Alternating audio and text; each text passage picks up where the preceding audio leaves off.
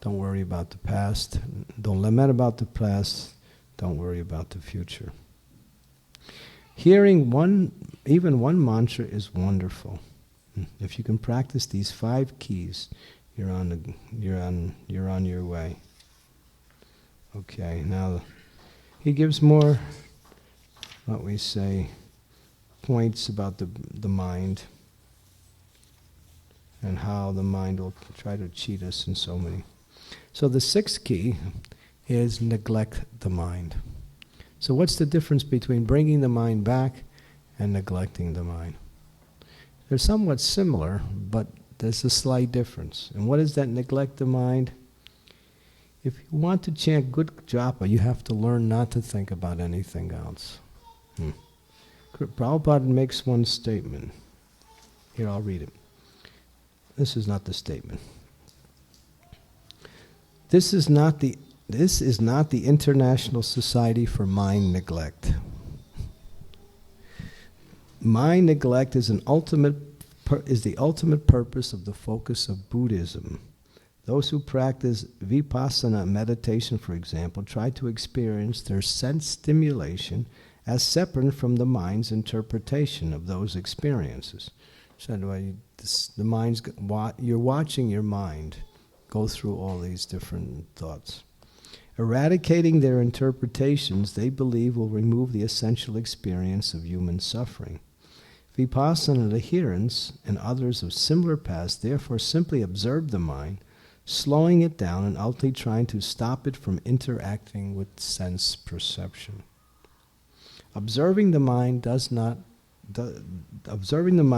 quiet it, and when it is quieted, the mind reverts to its natural state of the mode of goodness. So if you're connected with the mind, it's going to take you. Observing the mind allows you to sit back and see the thoughts and don't identify or release the thoughts like that. And the mind just, the thoughts are coming, and just dismiss them, that's all. They're not important.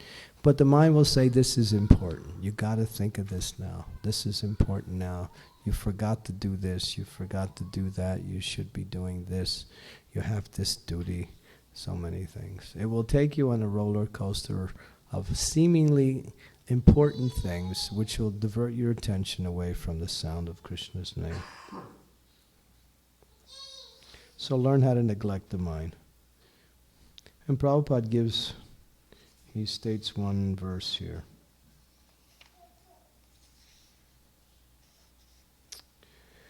This is from, there is one easy way, this is from Srimad Bhagavatam, 5:11-17. This is from the purport. There is one easy weapon with which the mind can be conquered. It's called neglect. Neglect. The mind is always telling us, do this or that. Therefore, we should be very expert in disobeying the mind's orders. Gradually, the mind should be trained to obey the orders of the soul. It's not that one should obey the orders of the mind. Srila Bhaktisiddhanta Saraswati Thakur used to say that to control the mind, one should beat it with shoes many times just after awakening and again before going to sleep. And this way one can control the mind. This is the instruction of all the Shastras. If one does not do so, one is doomed to follow the dictations of the mind. So that's from Srimad Bhagavatam. So what does it mean to beat the mind? Sometimes you have to kind of like make a deal with your mind. O mind, I grasp your feet and beg you with sweet words, please throw away all your pride and develop intense, extraordinary love for my spiritual master, for Rajabhumi, for the people of Raj, for the Vaishnavas, for the Brahmins, for the Gayatri Mantra, for the holy name, and for the transcendental shelter that is the youthful couple of Raj. Pride sits in the mind, the ever-present representative of false ego. But pride can be conquered by offering oneself wholly as the affectionate service of the spiritual master and of the holy persons, places, and things mentioned in this verse. So sometimes you have to make a deal with your mind. My dear mind, I know you have your program, but I have my program. And actually my program is better than your program because it's for your benefit also. But still you will not listening. So let's make a deal. So you tell the mind, I'll promise later I'll let you do whatever you want, but for now just chant Hare Krishna. So what you're doing is you're lying to your mind. You don't really say that. You're not going to let him do what he wants later, but he believes you. And so he'll say, all right, I surrender now. But remember, you have to keep your promise. Yes, I'll keep my promise. There's you and there's your mind. Remember, there's two people. They're not the same. You are not your mind. Your mind is what we say is part of the subtle body, which is part of the material body, and it's the composite of all desires and activities for many lifetimes. And the mind has a program. He wants to keep the false ego going.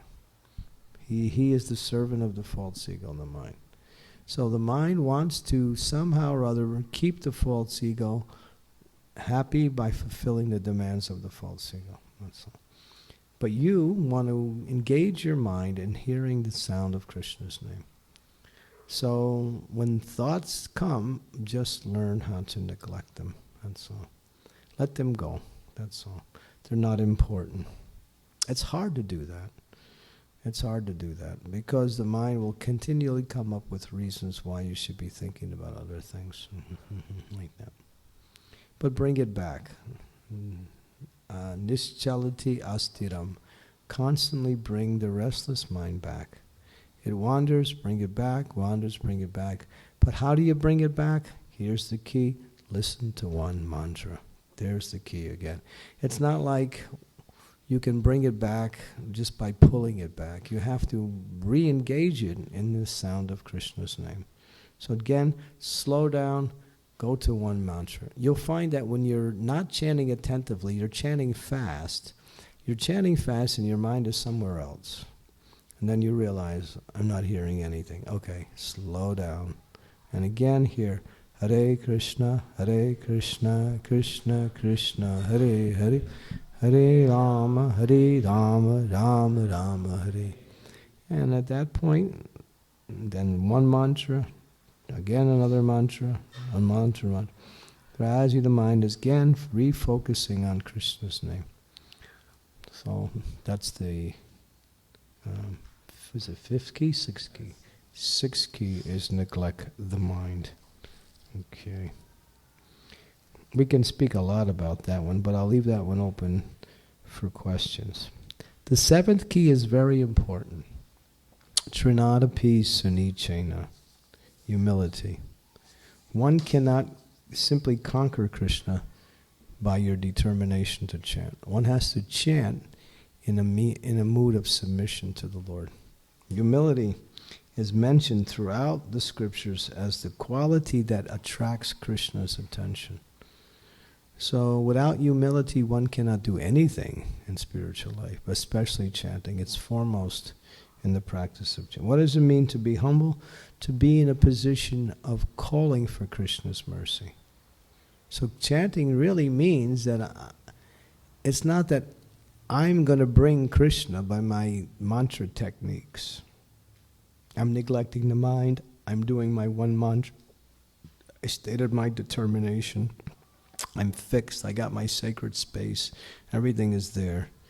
But now the results are bound to come. No. One has to be humble. One has to be begging for the mercy of the Lord. One has to be in a position of calling. And Srila Prabhupada used to emphasize that Hare is coming from the word Hara. Hara is Radharani, but Hare is when you call.